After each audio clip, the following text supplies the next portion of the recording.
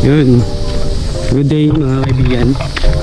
For today's vlog is magpa-warm up tayo kasi plano kong ikutin yung buong San Vicente. So tingnan natin kung hanggang saan tayo makakarating using motorcycle or yung GLI. Tingnan natin kung paano siya gagawin, paano siya babudgetan, no? Ikukwento ko sa inyo along the way.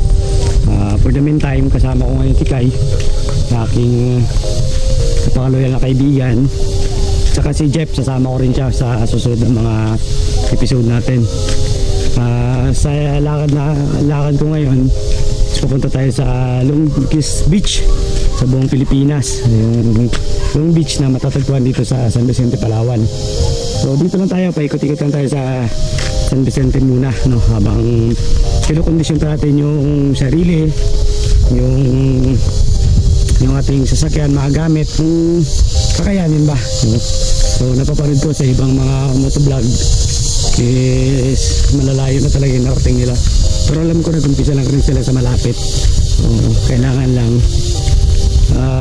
i-conquer natin yung takot, no? Kasi nakakatakot yan na matulog kang mag-isa sa isang liblib na lugar, sa lugar na hindi mo kabisado, no? Baga lalabas ka talaga sa comfort zone. So tititingnan na natin siya dito sa malapit lang muna, kung kaya ba natin matulog sa duyan, sa tent, at saka mag-ipon din tayo ng mga gamit na marating madala sa mga biyahe natin. So alam ko marami pang undiscovered dito sa San Vicente, or na-discover man, hindi pa talaga siya pinupuntahan ng maraming tao. So ngayon, yun yung pilit kong pupuntahan or ipapakita sa inyo kung gaano ba siya talaga kaganda, or paano siya puntahan, kung may bayad or wala. So yun naman, ito rin isa rin yung sa sinalang-alang ko kasi wala talaga tayong budget. So yung pupuntahan na talaga natin, mostly dapat libre, or kung may bayad man is mura, no? Kasi gagastos pa tayo ng fuel, of course pagkain, yun yung mga inaalala ko So ako, na-inspired ako sa kwento nila Boy First Time, kung saan saan sila napupunta. Si Yuma Men, no? Nag-umpisa siya sa malapit lang din, and ngayon sa pagpatuloy na pagpanunood ko is malala na rin yung punta niya. So subukan din natin yun, hanggang saan pa talaga yung takot natin, kung saan pa talaga tayo mararating ng tapang, at kung kailan natin paalis yung takot. So sabi nila, yung takot daw nasa isip lang So takot dahil takot ako mag-isa, yun, no? Ngayon, kasi nasanay ako, lagi ako may kasama. So this time ipapractice natin na ayun lang, kung pwede natin isama si Kai, isama natin. So yun, pero kung hindi, tayo na lang. So titingnan natin kung hanggang kailan, hanggang saan. So samahan niyo ako guys. Unang stop natin, Long Beach. Ito yung challenge, kung gagamit tayo ng 4 wheels, sigurado babaon tayo dito. So medyo maputik yung daan na papunta ng Long Beach.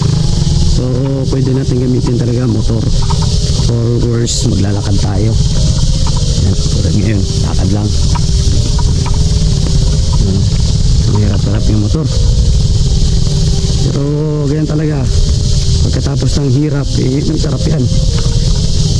Pagkatapos ng mapangit na daan, mas maganda kang makikita. So abangan natin.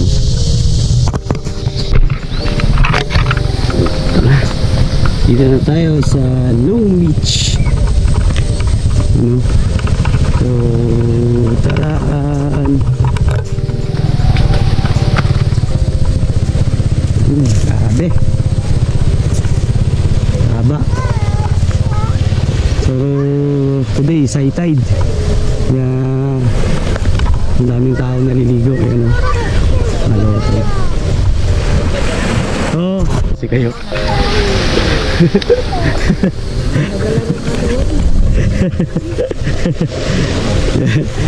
talagang love ni kayo yung beach. Sana yung tali mo?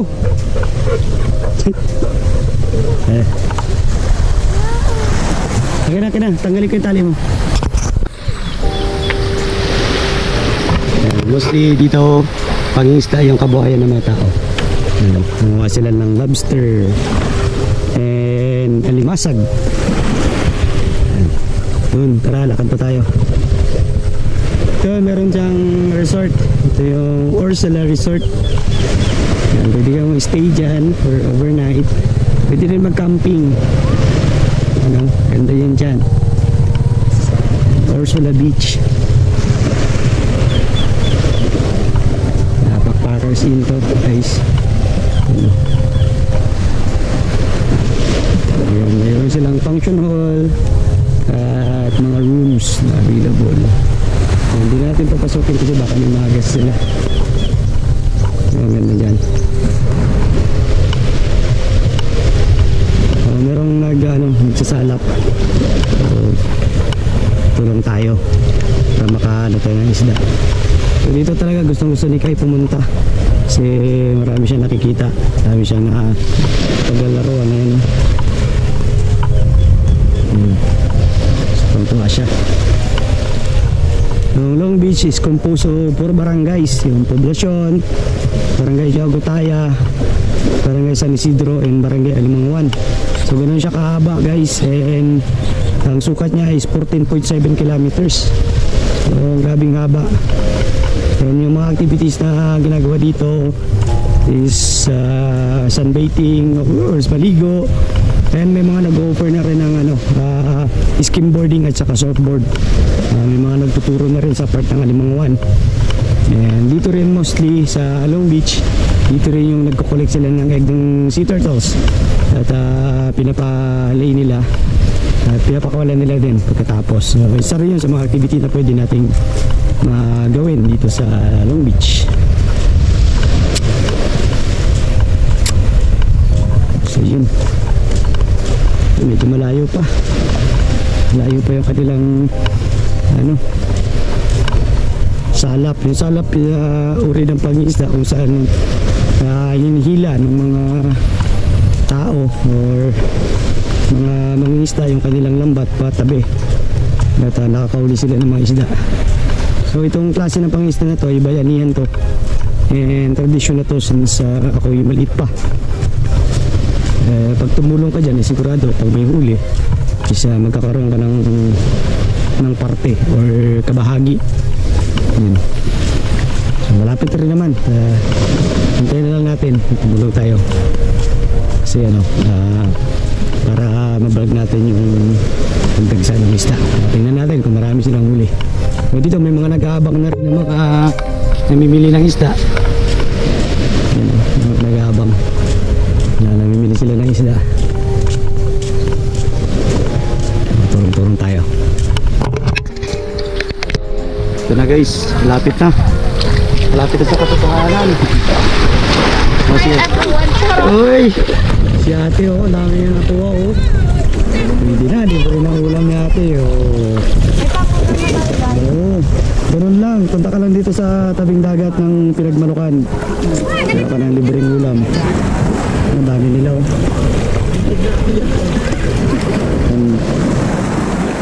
kung pamilya kayo at nagbabanding, pwede itong gawin dito sa San Vicente. Kakalibre ka na. Ito ka ng pantolay, makapakaan sa badyaw kumain. Tanban daw ang tawag dito. Mga size niya lang? 3, 2, 4, 3 ganyan. Malalaki na rin pwede lang pang taksiw. Ayun, sa Ate Adel po yung malalaki talaga, wala pa. Kami yung malalaki sa Pataptaman lang yung laki niya. yun, ang dami lalaki yung doon sa may babae rin. Lalaki daw. mura lang yan. Basta kunin. Yun ang dami Damol, nagkakuha ka rin damol.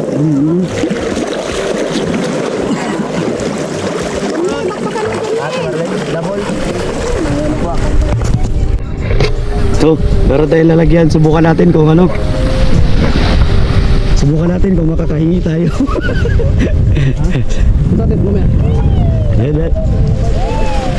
Yan na, lapit na, guys. Hingi.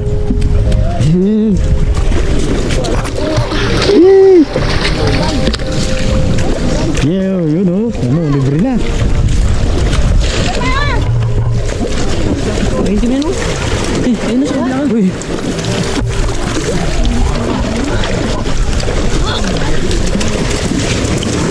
Dito lang oh. Oh, isla ka na.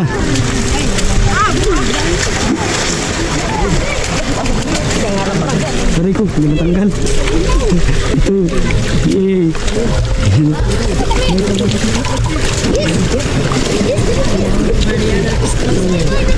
Oh, yun oh. Pwede, dadamputin mo lang. Hello. Gapo. Uy, doon dami. Dami guys, oh. Tinong namumuti.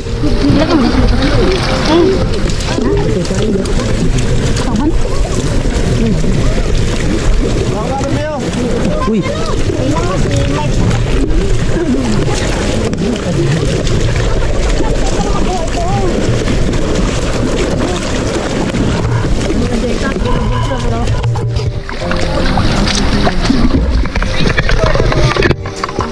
Yeah. Dami oh. Hindi ba hindi mo na mahawakan? Madulas pala ito.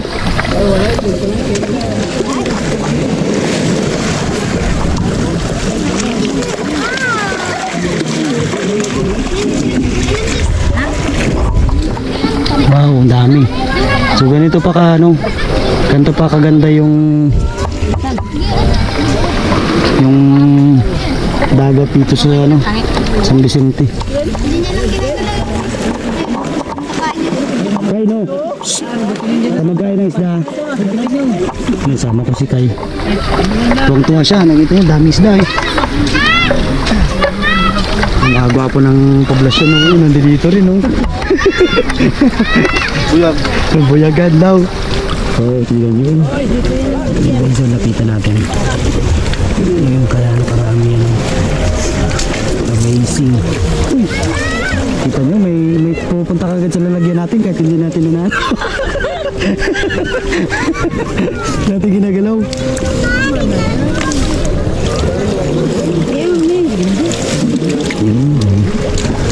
Kailangan pala pabaliktad eh. Ay, sorry. Kay, hawakan mo Kay. Nasira na itong lalagyan natin Kay. Hawakan mo Kay.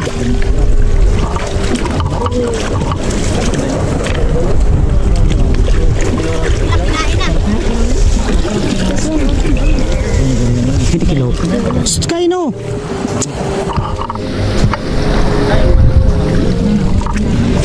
Amin. Ami.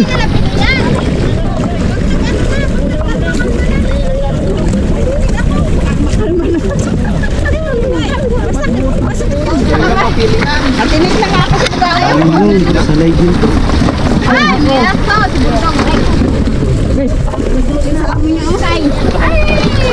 Sky dito.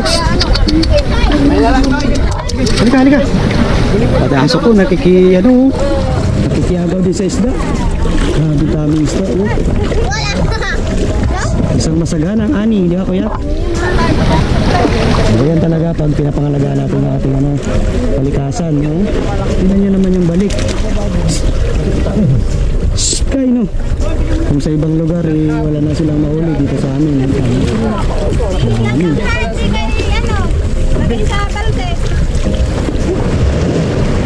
Sap-sap to guys. Sap-sap at saka tamban. Ang dami.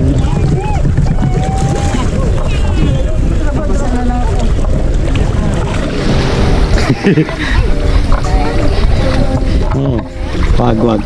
No.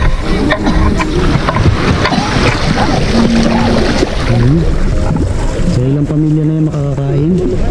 Pero yung nasa bangka guys, yan yung mga bibenta.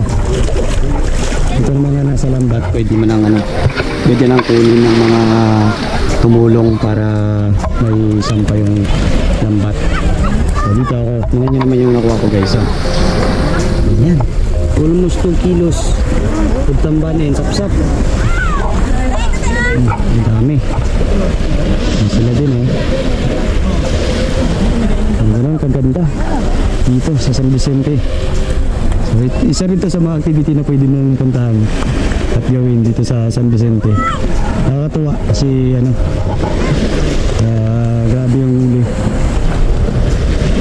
May mga times pa nga na ano daw, tumilata pa yung kanilang naisasampang ano, isda. Dito lang sa kahabaan itong Long Beach. So maganda, grabe.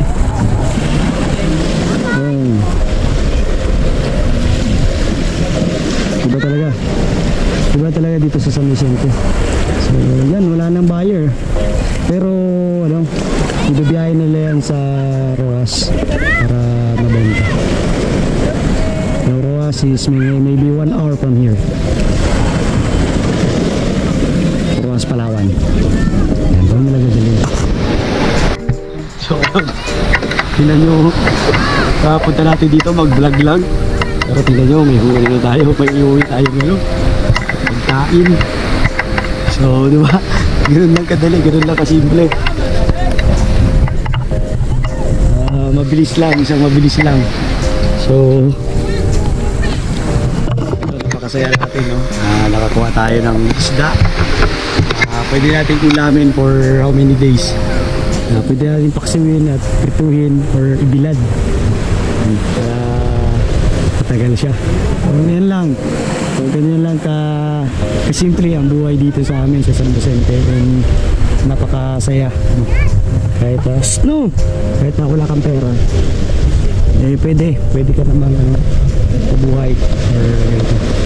So tulong-tulong ka lang, yun, pwede na. So subukan din natin mag-overnight dito sa Long Beach kung papalarin ng pagbibigyan ng pagkakataon. So ganun lang. So maraming salamat sa pagsama. Dito tayo.